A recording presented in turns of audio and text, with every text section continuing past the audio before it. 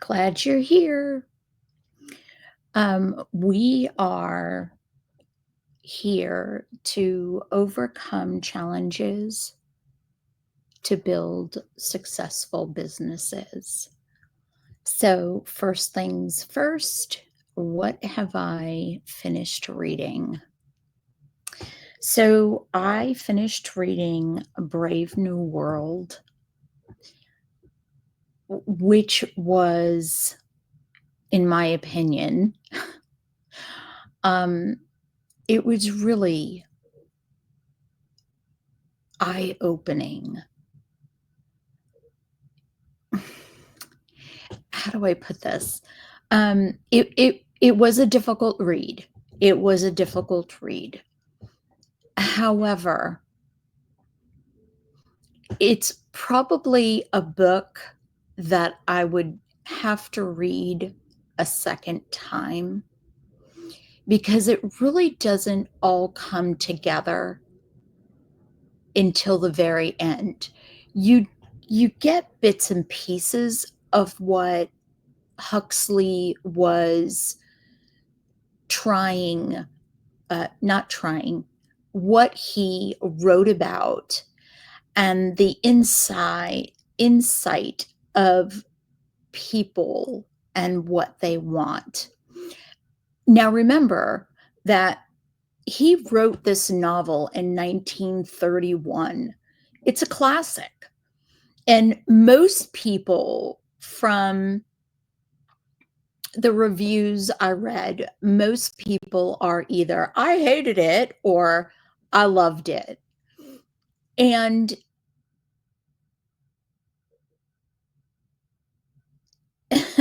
and of course, I'm more on the love it side than I am on the I hated it side, because halfway through it, I was on the I hate it side.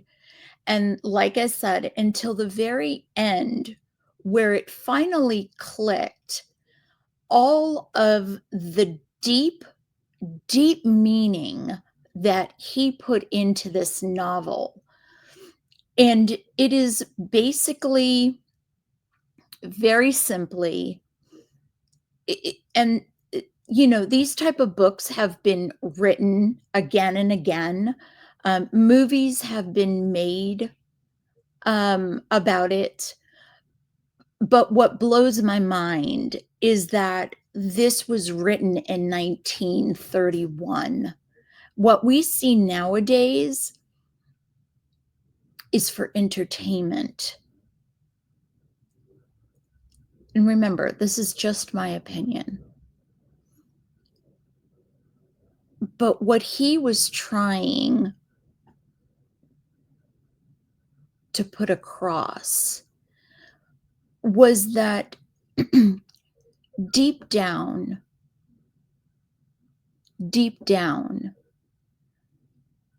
we really do want what we get on a daily basis. The love, the hate, the sad, the happiness, the hurt, the love. Everything that we feel is truly what we want.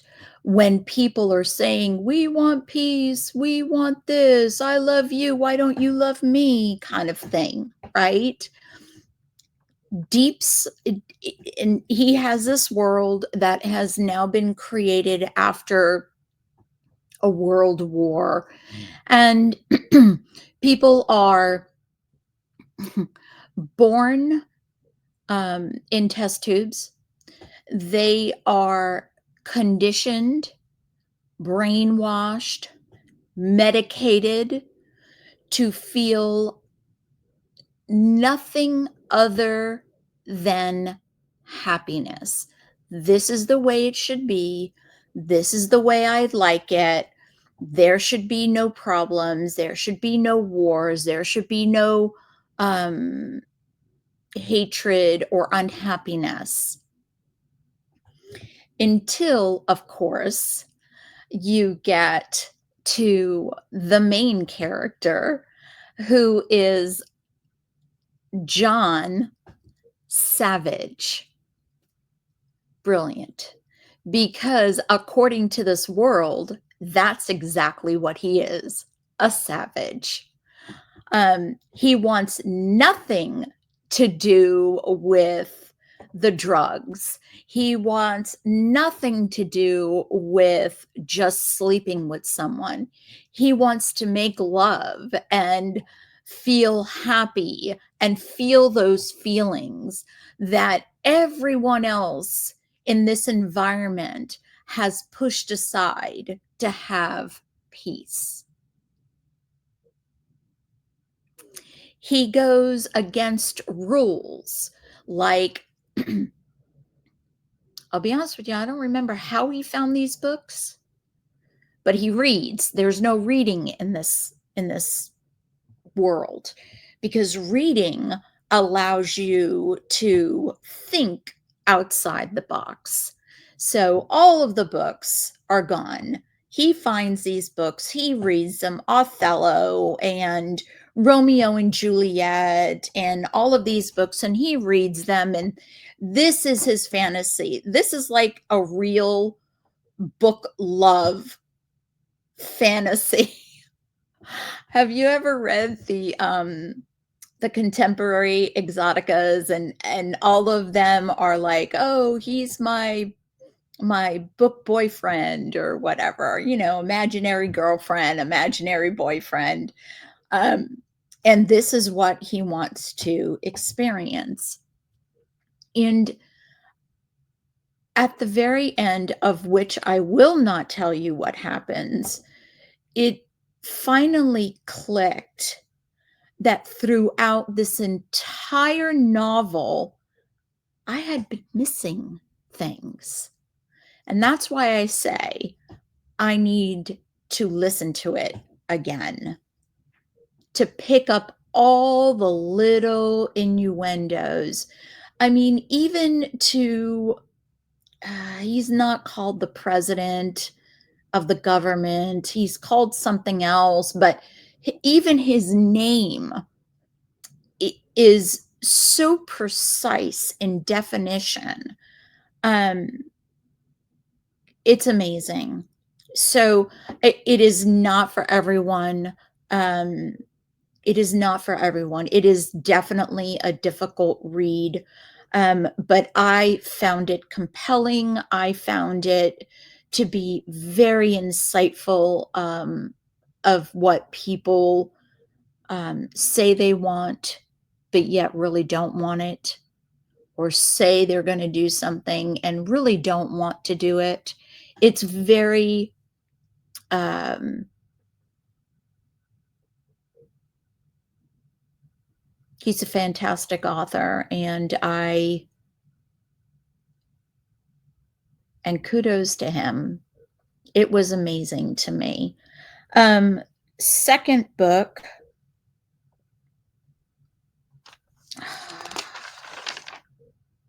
All right, from one spectrum to the other. I read a cozy mystery, which was Mr. Penumbra's 24-hour bookstore. And this was by Robin Sloan. And I thought it was so cute and so adorable. I'm really not kind of like that cozy mystery type of person. I definitely like a book that I can bite into. So when I pick up cozy mysteries, I'm like, you need to give me more. I don't like this little brief stuff. But all genres have these rules and regulations. So I will tell you what I love about it. I would definitely say to pick it up. It's a cute little book that you can read. I read it in 2 days.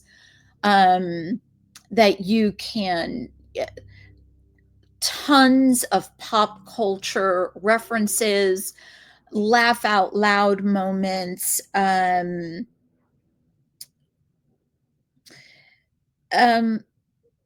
the only thing I didn't like was the epilogue, which was like So the mystery, has been found out, and, so the author wanted to, wrap up all the ties, and that is exactly what the epilogue is. It's like short little paragraphs of what happens later on, right? And like I said, there are rules, um, for the genres. So, this was a short, cozy mystery is short. So, sometimes they can't go over a page amount, 150 pages, 250, wrap it up, that's it, that's all you have. And so maybe the author was in that position, but in all honesty, that was the only thing I didn't like about it. And maybe that was because I liked it so much and I liked the characters so much that I wanted it to go on. I didn't want it all in just, a couple of pages of this happened to this one and this did this and that one did that and the end. Um, it was adorable. I loved it. Again, Mr. I don't know what my problem is. Mr. Penumbra's 24-hour bookstore. Robin Sloan. Great book. All right. So, excuse the pups. I don't know what they're hearing. Um, so making decisions. Owning your own business is really difficult. It's really difficult. Um, Decisions like, do I work? Don't I work? Do I push myself? Don't I push myself? Do I ship? I won't ship because I've lost an item. Um, it be it can become very overwhelming. And I can guarantee you that you will make mistakes. And the reason why I can guarantee you that is because no one is perfect. No one is perfect. And besides the fact that we as humans are not perfect, we have other obstacles that get in our way. Yes, I am talking about diabetes, but there are other things. There are other things that are going to get in your way. The dogs are barking. Someone knocks at the door. You get a call from your children. Uh, if this is not your full-time gig, you have to work and you have issues at work which drain the crap out of you, and then you have to come to this job and do the best that you can. So it is overwhelming and all the decisions are on you, and what happens is either a win or a loss. Um, who else is there to blame, right? I mean, it's your loss.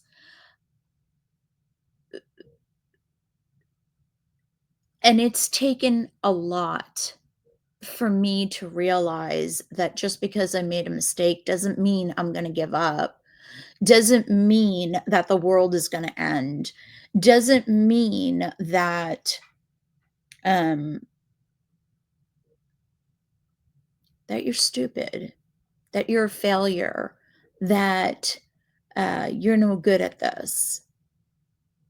No, this business has to be learned just like everything else in life.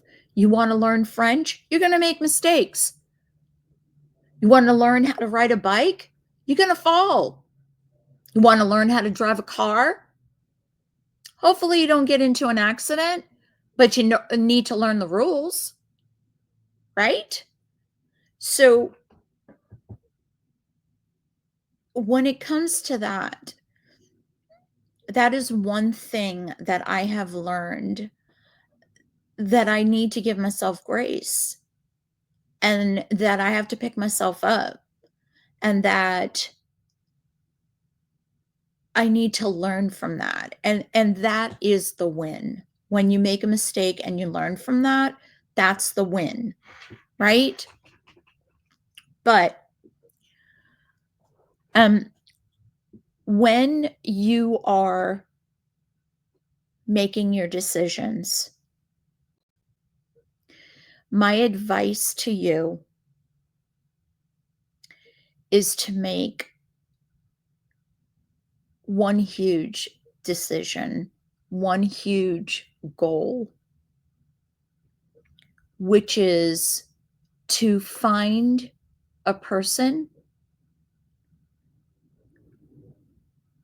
a group of people that inspire you,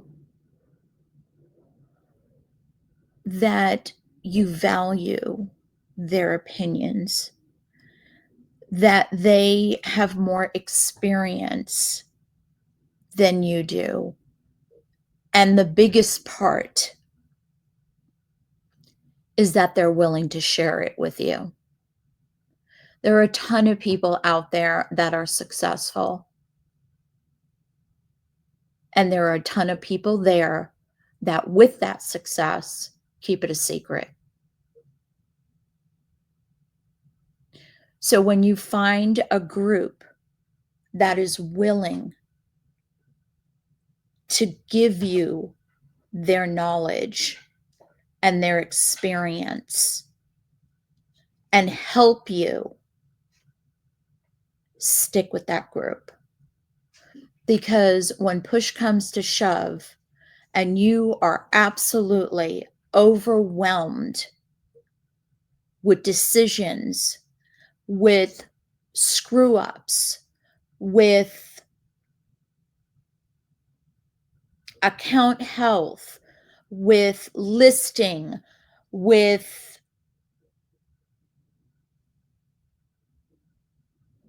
personal problems.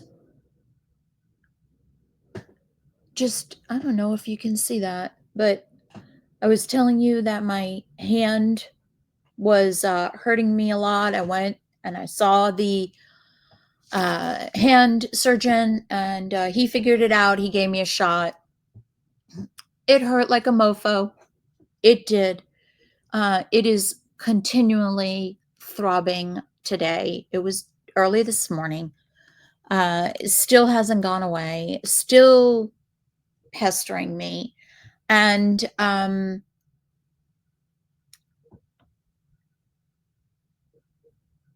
where was I going with this? Personal problems. That's right.